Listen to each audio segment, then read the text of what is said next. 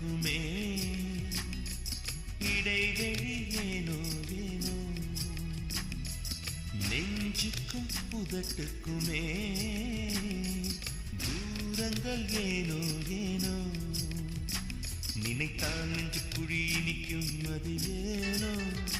சிரித்தால் நெஞ்சு குழி அடைக்கும் அது ஏனோ குளிரில் எனக்கு ஒரு புழுக்கம் அது ஏ